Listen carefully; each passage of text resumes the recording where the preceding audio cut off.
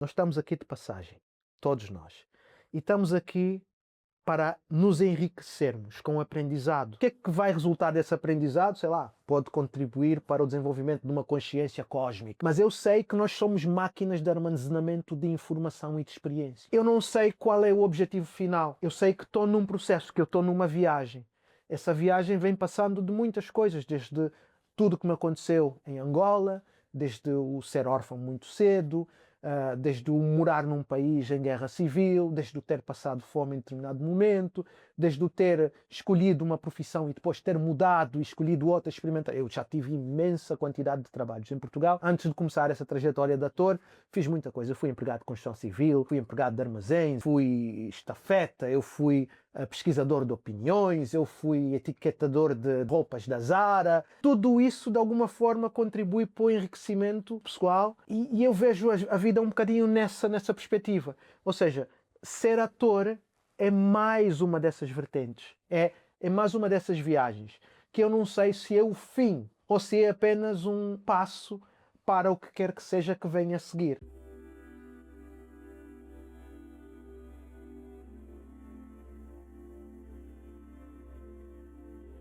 Eu em miúdo queria ser piloto. E não aconteceu.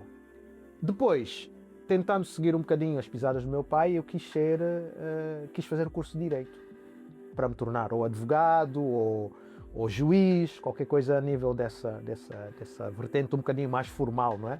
Porque nós em África, em geral, ninguém cresce a querer ser ator, da nossa geração, da minha geração pelo menos. Eu entrei para a Faculdade de Direito da Universidade Agostinho Neto em 91, se não estou em erro.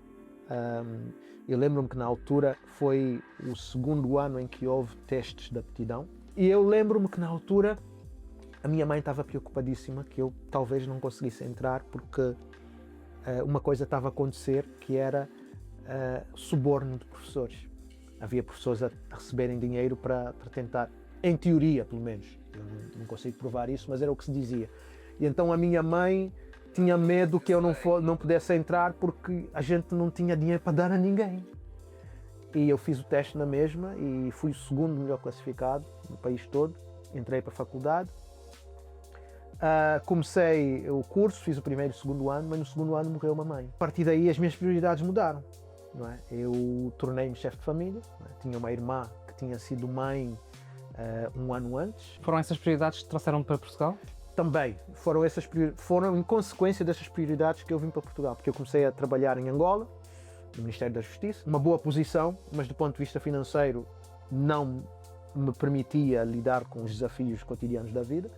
Então surgiu a possibilidade de vir para Portugal numa bolsa de estudos. E eu vim fazer um curso de administração autárquica em Coimbra. Decidi ficar por Portugal e mudei-me para o Porto. E lá matriculei-me novamente no curso de Direito, mas desta vez na Universidade Católica Portuguesa. E decidi começar do zero. Portanto, fiz novamente o primeiro ano, fiz o segundo ano, mas já há algum tempo que alguma coisa me estava a dizer que o caminho não era aquele. Não é? Eu comecei cada vez mais a ficar desiludido, de certa forma, com a trajetória que a minha vida estava a seguir, porque eu sentia que estava a seguir as pisadas do meu pai, que era um pai inexistente fisicamente, que existia apenas na memória daquilo que as pessoas me contavam sobre ele, e alguma coisa não estava a ressonar muito bem comigo. E eu decidi parar aquela trajetória para refletir sobre aquilo que eu queria verdadeiramente fazer da vida. O meu primeiro trabalho artístico foi como modelo nu, para ser mais exato. Sim, eu trabalhei com a Faculdade de Belas Artes do Porto. As estátuas que a gente vê, vai aos museus e vê aquelas estátuas do Da Vinci e não sei quantos, eles não pintaram aquelas coisas assim da imaginação. Tiveram lá uma pessoa que esteve lá postrada e tal, e eles foram desenhando. Então eu fiz esse trabalho com a Faculdade de Belas Artes do Porto e fiz esse trabalho também com a Escola Superior de Artes e Design do Porto. E esse foi, digamos assim, o primeiro passo a nível dessa exploração artística já formal. Porque informalmente eu sempre participei dos saraus culturais que existiam na Universidade de Coimbra quando eu estive a estudar em Coimbra. Não é? E num deles em particular, eu participei numa peça de teatro angolana, organizada pelo Núcleo de Estudantes Angolanos em Coimbra, que era baseada numa figura formal da vida social angolana, que é o alambamento, que é o que na Europa se chama o dote, não é? E a peça chamava-se exatamente isso, alambamento. E eu fui o protagonista dessa peça de teatro.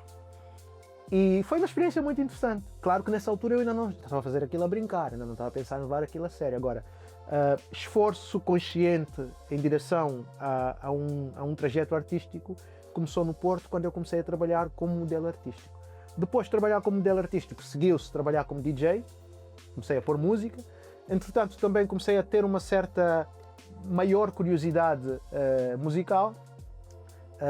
Comecei a entrar em contato com jazz, queria aprender a tocar saxofone, comprei um saxofone usado, numa Cash Converters, aquelas lojas de artigos usados. Saxofone esse que eu acabei por levar ao bar da TV, porque uma das imagens que as pessoas têm minha no programa é de ou estar a limpar a casa, não é? Com um aspirador e não sei quantos, ou estar a tocar o saxofone, não é? Ou a lavar os pratos, qualquer coisa do género. Então comecei com essa coisa, primeiro como modelo artístico, depois como DJ. Entretanto, eu interrompi a minha matrícula na Universidade Católica, mas durante o tempo em que estive lá a estudar, eu cheguei a fazer o meu primeiro papel num filme, não é? Que era um filme amador, mas era um filme que foi organizado pelo Núcleo de Estudantes da Universidade Católica. E era baseado numa coisa que em Portugal, numa tradição académica em Portugal, que é o serrote. O serrote é uma tradição académica portuguesa em que os alunos fazem a chacota dos professores, de uma forma teatral, não é? Nesse caso nós decidimos fazer aquilo por filme, e então fizemos o serrote com cheiro a rosa, que era uma peça, um filme em que nós fazíamos piada de momentos caricatos dos professores universitários, não é? Eu interpretei 2 personagens, um deles era um tipo congolês que era assassino profissional. Mas era um assassino profissional que era um psicopata, mas que tinha um bom coração, porque ajudava velhinhas a atravessar a estrada.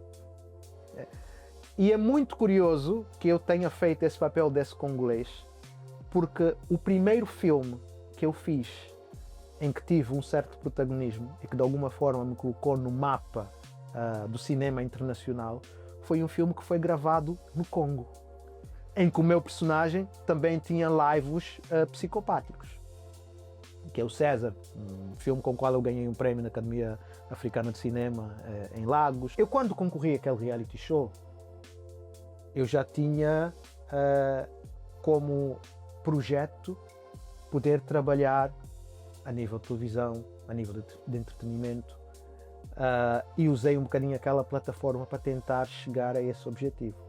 Apesar de não saber exatamente o que eu queria fazer a esse nível ainda, eu sabia que tinha uma certa vertente que poderia ser capacitada nessa área, não é? Nessa altura, os concorrentes desse tipo de programas acabavam por ir fazer outras coisas a nível de televisão. Tivemos concorrentes que se tornaram apresentadores, e etc, etc. Não é? E eu, na altura, tinha consciência de que tinha alguns talentos e que poderia ter um destino mais ou menos parecido. Claro que as coisas funcionaram de forma diferente. E então eu tive que arranjar alternativas. Né? E uma das primeiras alternativas que aconteceu foi-me oferecida, por acaso, por uns amigos, que era o Ricardo Abrantes e o Paulo Magalhães, que na altura geriam um bar que era aqui na calçada Marquês de Abrantes, em Lisboa, que era o Convento Clube, que era um bar de hip-hop, R&B, etc, etc. E eu, na altura, criei um programa de entretenimento, que era um programa de stand-up comedy que se chamava Humor Negro, que acontecia todas as quartas-feiras à noite. E o objetivo do programa era um bocadinho... Estávamos na altura em que a SIC estava a transmitir o reality show, o programa de televisão Levanta-te e Ri, de stand-up comedy. E eu, assim, nós, africanos, nós sabemos que provavelmente no mundo não existe gente mais cómica do que nós. Period. Okay? E eu achei sempre estranho que, quando a gente ligasse o televisor, só visse pessoas brancas, né? E não havia nenhum único negro a fazer stand-up. Então o programa que eu criei era um bocadinho para ver se conseguia encontrar essa malta, né? E não tive malta negra quase a candidatar-se aquilo, a participar. Tive vários comediantes brancos que apareceram. Um deles era um rapaz chamado Vitinho. Os produtores do Levanta-te e Ri uma vez foram lá ao bar, não é? Para o ver atuar e não sei quantos, para fazer prospecting, provavelmente. E uma coisa que acontecia é que eu tinha um alinhamento para mim caso um dos comediantes falhasse. E foi convidado pelo Levanta-te e Ri. E ele convidou-me para ir dar apoio a ele lá. E eu fui. E era a segunda vez que eu me encontrava com os produtores do Levanta-te e Ri na altura, que eram também os produtores de um programa de televisão super conhecido na altura, que eram os Malucos do Riso. Quem é que eu conheço? Conheço o Fernando Rocha, que é um comediante lá de cima do Porto. Grande Fernando Rocha. Grande Fernando Rocha. Conhecemos nos bastidores e ele, afinal, conhecia-me. Do reality show. E era meu fã. E ele disse-me, olha, pá, tu tens que vir cá um dia desses, meu, fazer aqui, dizer aqui umas piadas e tal. Porque, pá, nós não temos negros aqui, meu. Eu disse, pá, mas, Fernando, eu não sou comediante, eu sou ator. Não, mas escreve um texto. Ele próprio também dava por falta desta representatividade. Foi o que disse, sim. Ele disse-me, pá, nunca tivemos um preto aqui, meu. E escreve, vem cá, vem dizer qualquer coisa. Eu disse, pá, não sou comediante, eu sou ator, meu. Ele disse, mas não é importante, escreve umas piadas, manda para a produtora, a Ju, ela chamava-se Ju, manda para a Ju e eles, se gostarem, vão te convidar para vir. E eu peguei no meu texto, aquele que eu fazia lá na substituição do meu programa, que tinha lá no convento, e mandei-lhes. E eles chamaram-me. E eu fui fazer o Levanta-te e Ri para aí umas 5 vezes. E eles, como também eram os produtores dos Malucos do Riso, e eu queria fazer alguma coisa a nível de interpretação em televisão também, propus-lhes que me convidassem a participar no programa. E eles na altura disseram-me que podiam pensar num assunto, mas que tinham receio de o fazer porque não queriam fazer piadas com pessoas negras. Porque a comunidade podia sentir-se ofendida, etc, etc. Uau, pensavam nessas coisas na altura? Sim. Não, mas, assim, existe consciência das coisas, não é? Em algumas pessoas, pelo menos. Sim, certo. Eu disse, mas assim, é possível fazer humor com pessoas negras sem que esse humor seja necessariamente ofensivo. Porque os Malucos do Riso fazia paródia do alentejano, da loira e não sei quantos. Eles não queriam meter o preto à mistura para não serem acusados de racismo. Não aconteceu nada. Acho que demorou para aí uns 2 anos. De repente recebi um telefonema deles, dizendo, olha, hoje ainda estás interessado em vir cá fazer algumas coisas nos Malucos do Riso?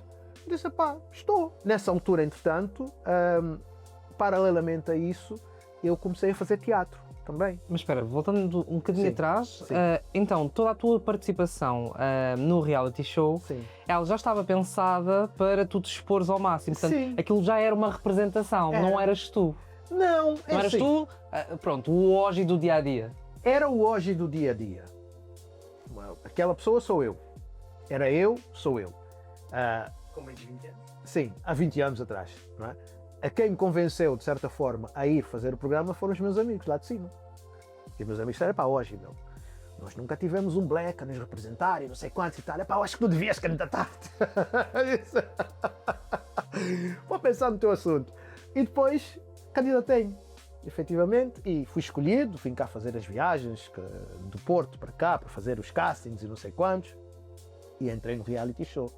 E foi mais ou menos assim que a coisa começou, não é? Depois começas então a fazer estes cursos de teatro? Fiz curso de teatro, estive numa escola que se chamava o Espaço Evoé. Entretanto, tinha feito um curso de interpretação em cinema e televisão numa escola que já não existe, que era a Arte 6. Fiz um curso na ACT, na Escola de Atores. E depois comecei a fazer workshops também lá fora. Fui fazer um workshop nos Estados Unidos, ao Stella Adler Studio of Acting. Enfim, eu acho que formação é uma coisa muito importante no trabalho de desenvolvimento artístico. E eu vou atrás de formação, fui atrás de formação e continuo interessado em ir atrás de formação sempre que ela se proporcionar. Porque eu acho que, da mesma forma que os seres humanos não são um produto acabado, é uma construção que fazemos eternamente, até o nosso último dia neste planeta, acontece também com os artistas, acontece com os atores. Pelo menos essa é a minha perspectiva. Em relação ao papel que mais gostei de fazer, eu acho que todos eles, eu gosto de os fazer a todos de alguma forma. não é? Porque em todos eles eu vou... um que é especial de alguma forma. Eu vou buscar coisas minhas. Agora, aqueles projetos que mais me tocaram por uma razão ou outra, por exemplo, o Viva Riva tocou-me porque foi o reencontro com a África. Depois fiz um projeto nos Estados Unidos que é o In the Morning, que é um filme que foi gravado em Brooklyn. Na altura eu estava a morar em Brooklyn, que também me tocou imenso porque era um projeto renascentista negro, não é? E que tocava em questões que o cinema americano não abordava, não é?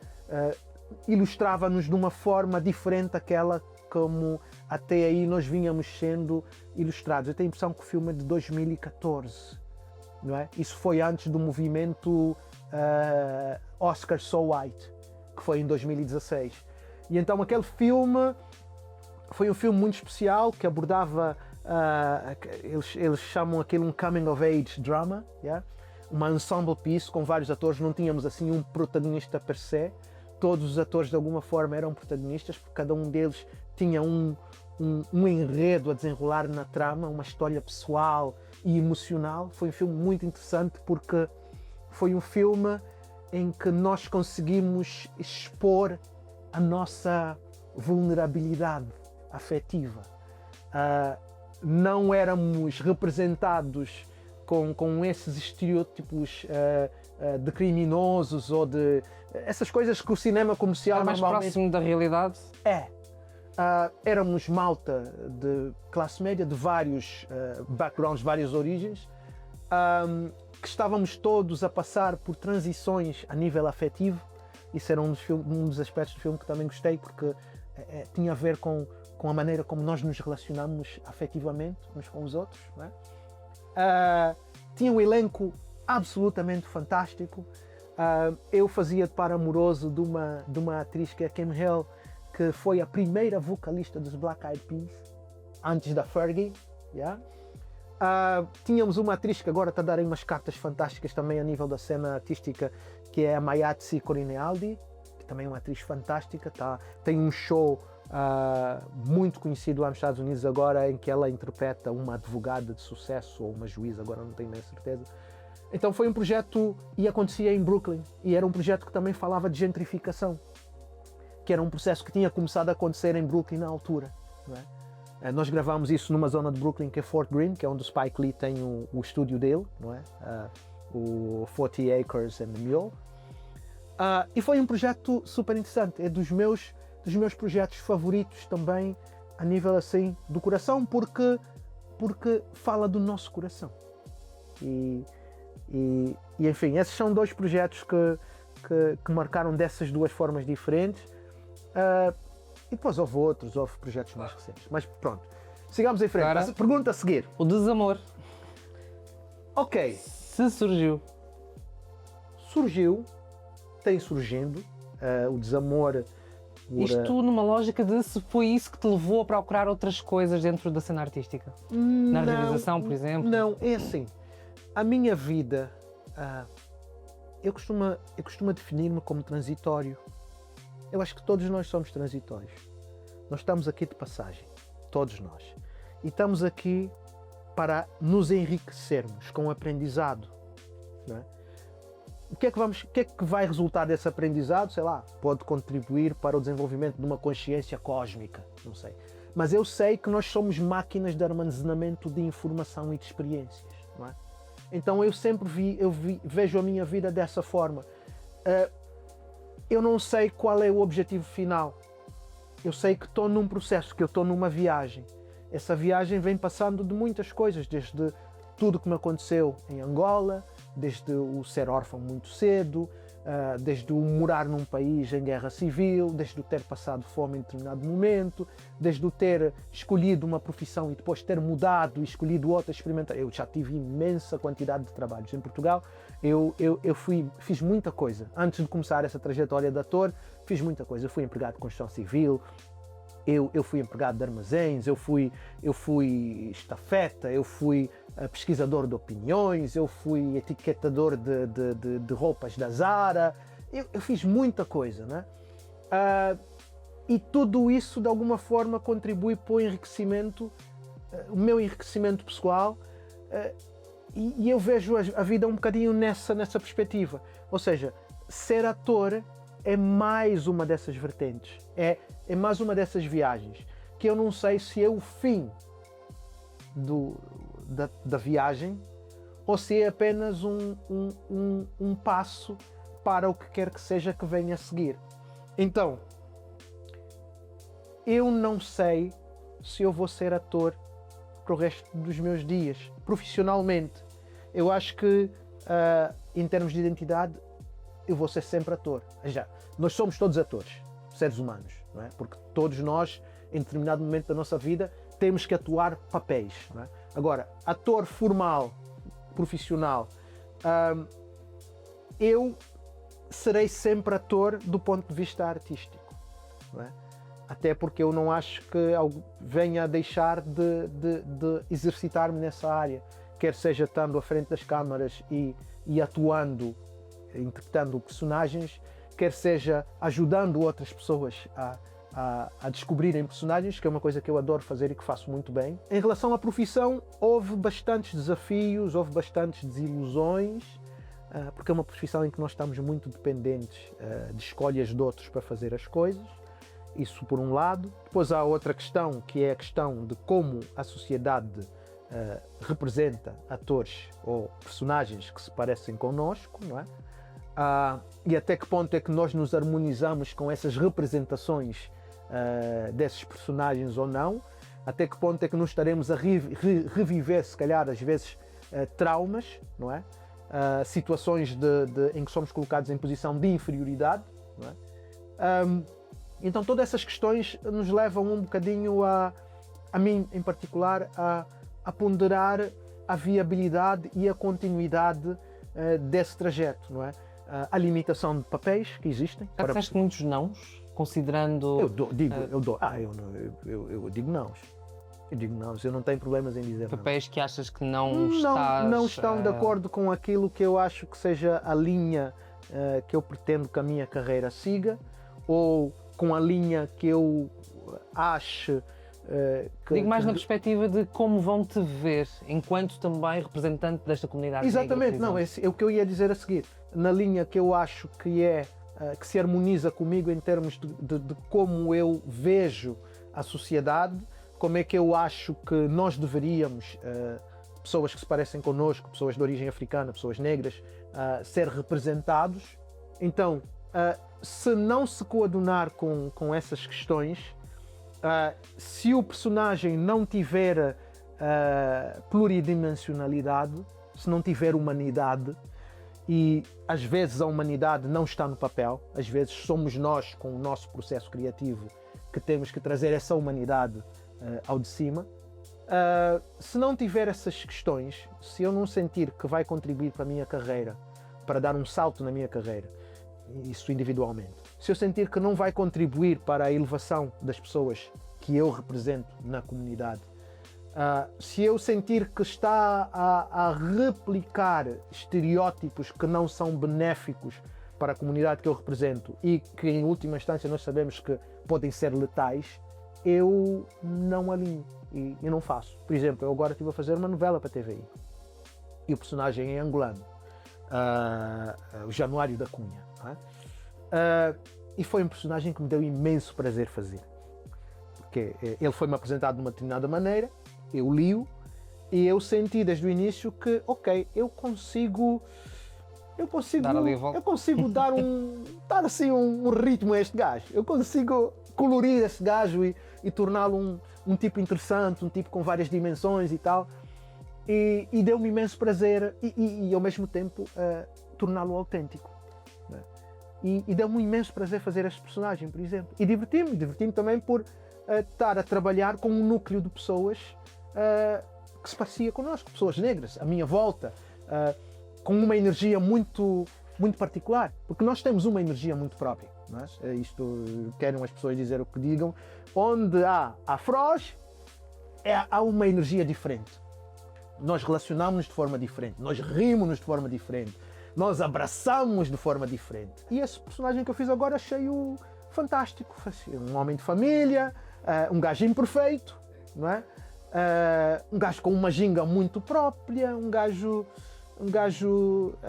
com um temperamento que não é uniforme, não é? E tudo isso, muitas dessas coisas foram coisas que eu acabei por colocar naquele personagem, não é? Que não estavam lá no guião, não é?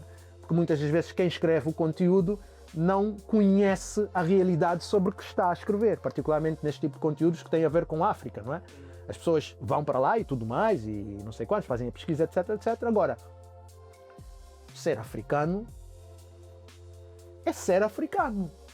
Olha, eu queria agarrar nesse teu gancho de tu gostas de fazer coisas como ficar, para falarmos então do Banzo. Sim. Como é que surge o Banzo na tua vida? Olha, o Banzo surgiu como um casting normal. A minha agência entrou em contato comigo e disse que havia um personagem, havia um projeto da Margarida Cardoso. Eu ainda não conhecia o trabalho da Margarida e eu pedi que me enviassem guião. Eu gosto sempre de saber de início o que é que eu estou a fazer, porque às vezes quando me mandam uma folhazinha com a cena que eu vou fazer, eu já sei o filme todo. Eu já sei com que relevância que aquele personagem vai aparecer, que relevância que aquele personagem tem na trama, etc, etc. Às vezes consegue-se ver isso tudo, um ator inteligente consegue ver isso por uma cena. Se a pessoa tiver a abertura de partilhar o guião comigo, é porque essa pessoa tem consideração por mim. Foi o que aconteceu com o Banzo? Foi o que aconteceu com o Banzo. E a partir daí vamos começar a dialogar. Então eu leio o guião, vejo se efetivamente gosto do personagem, se ele fala comigo, se eu consigo fazer alguma coisa interessante daquele personagem, e a partir daí começa a conversa. E a conversa, do princípio a fim, é uma conversa colaborativa, com sugestões, porque os realizadores não sabem tudo. Eu não sei tudo. Mesmo quando estou a realizar, não sei tudo. Porque às vezes na minha cabeça a coisa é assim, vais lá ao terreno, são diferentes. Não é? A realidade é diferente. A realidade que tens na cabeça é diferente da realidade que tu tens. Não é? E então isso é uma das coisas que eu faço logo. Eu peço o guião, se a pessoa partilhar o guião comigo, tem pontos, ok, há possibilidade, vamos ler. Se o personagem me agradar, se eu achar que pode ser uma coisa interessante de fazer, se eu achar que pode impactar a comunidade de forma positiva também, todas essas questões, eu, com grande grau de certeza, vou abraçar o projeto. E foi o que aconteceu com o Banzo.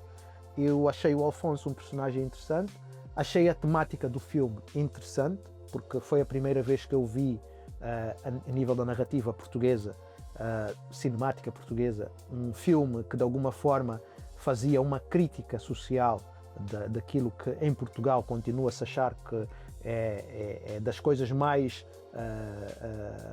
orgulhosas que nós fizemos. Portugal, conquistamos ou civilizamos, e há sempre essa narrativa romântica, bonita, positiva e tal, e há um aspecto dessa narrativa que são as pessoas à custa de cujas vidas todo esse processo foi criado, que são as pessoas africanas que foram escravizadas, não é? E então eu achei que esse filme tinha condições de ser um projeto interessante de abraçar. Eu senti-me desconfortável ao rever as cenas de opressão.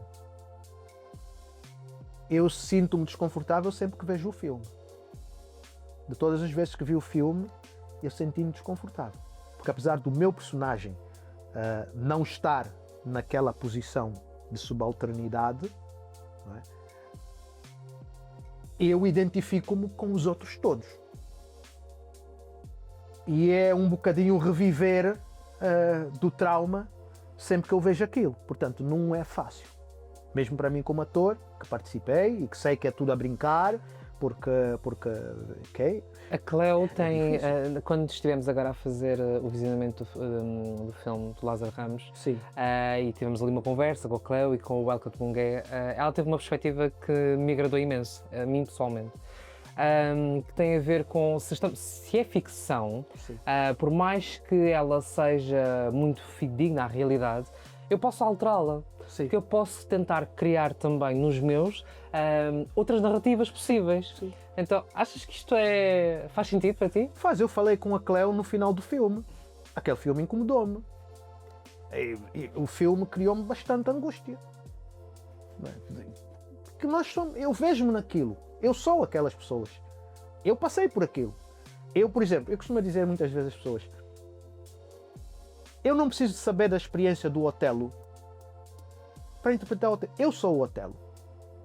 Porque eu passei pelas coisas todas que ele passou. Ok, não fui escravizado per se, mas de alguma forma essa memória existe em nós. Há um nível que provavelmente a ciência ainda está para definir. Mas eu acho que a memória não é só transmitida biologicamente. E nem só necessariamente culturalmente. Há aqui outras dimensões que fazem com que a gente consiga sentir essas coisas que outras pessoas que estão ligadas a nós, geneticamente, ou culturalmente, ou racialmente, passaram no passado. Particularmente as experiências traumáticas. As experiências traumáticas têm uma força enorme e eu acho que criam algum tipo de frequência cósmica que é possível de perceber, né? De sentir. Então, ver aquele filme para mim foi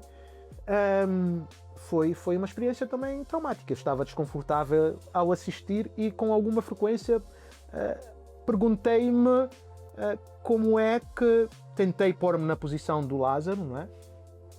Ao escrever aquela narrativa, ao replicar aquela narrativa, aqueles acontecimentos, aquela opressão, não é? Como é que ele se estaria a sentir? Como é que... Porque eu estava-me a sentir incomodado com aquilo. Não é? E depois achei que o final foi muito abrupto, não é?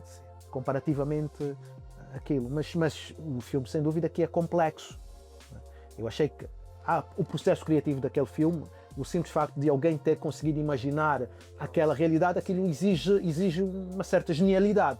Não é? Agora, do ponto de vista emocional, o filme tocou-me. E eu acho, concordo com a Cleo, se é ficção, nisto ainda relativamente ao Banzo. Sim, é possível criarmos outras narrativas, sem dúvida. É o que eu estava a dizer, nós podíamos ilustrar aquilo de formas diferentes. Agora, sem negar a componente artística do filme, não é? E a componente artística no sentido do impacto emocional que o filme tem. Não é? Porque o filme do Lázaro, o filme que o Lázaro fez, teve esse impacto em mim. E isso significa que há ali alguma coisa que é genuína. É isso. Banzo, filme interessante, artisticamente interessante, coloca bastantes questões, que para mim também é importante que um filme faça. Há a possibilidade de contar outras narrativas, Isso passa um bocadinho também pelo empoderamento de quem conta as narrativas. Não é? Nós estivemos a falar há bocado do Riso e a Faca, por exemplo, que é um filme super interessante, que eu gostei imenso, sobre nós, não é? Apesar de ter um protagonista masculino que é branco, mas quem está a contar essa história não é um de nós. Não é? Depois temos o Banzo também, que é um filme que aborda algo que se passou em Santo Tomé, durante a época da pós-escravização portuguesa, pelo menos formal, e que também não é contado por uma pessoa negra. E isso coloca questões, aquela questão do lugar de fala, né, de que se abordou quando o Banzo saiu, e que eu acho que são todas questões pertinentes. Eu acho que é importante discutir-se e falar sobre isso, mas também é importante que depois haja algum consenso e que haja resoluções que mudem aquilo que tem que ser mudado, que deem mais autonomia e mais voz às pessoas em cujas realidades culturais essas construções narrativas estão a ser feitas, não é? Que eu acho que em Portugal ainda temos bastante por andar para lá chegarmos. Não é? E isso passa um bocadinho por, se calhar, porque as pessoas que estão em posições de decisão, de poder, de dar a luz verde a essas narrativas, não serem pessoas conscientemente, racialmente conscientes. Voltando só a uma questão que tu colocaste há bocado, que é a da desilusão com a profissão de ator. Eu vou-te confessar uma coisa. Eu vejo muita gente a promover o trabalho, a profissão de ator. A maior parte das pessoas, dos atores que eu vejo lá fora, aconselham as pessoas a investirem nisso. eu vou-te confessar uma coisa, eu não aconselho os meus filhos a serem atores. Pelo menos não os aconselho a serem atores no sentido de quererem que seja essa a profissão com que eles vão ganhar o pão deles de cada dia, etc, etc. Se o quiserem fazer para exercitar o seu lado criativo, acho que é uma coisa fantástica. Agora, que eles investam toda a sua energia e meios para serem bem-sucedidos nessa profissão, eu acho que é estender-lhes uma ratoeira. Agora, com base na tua experiência. Com base na minha experiência e naquilo que eu vejo à minha volta. Agora, se é isso que eles querem de facto fazer, como pai, eu vou dar o meu apoio. Não é? Porque a vida é uma experiência. E nós não temos que ser bem-sucedidos em todas as experiências. Nós fazemos coisas que saem bem, outras coisas que não saem tão bem. Outras coisas que saem mal e que nós aprendemos alguma coisa com isso. Portanto, eles também têm o direito de passar por essas experiências. Agora, eu não encorajo ninguém a ser ator. Agora, estou sempre disposto a dar o meu apoio a quem queira ser e ajudar as pessoas a fazê-lo o melhor possível. Que essa capacidade eu tenho. Em relação a ser isso que me levou, por exemplo, a enveredar por realização, não necessariamente. O que me levou um bocadinho a enveredar por realização tem a ver com a propriedade na autoria das nossas narrativas.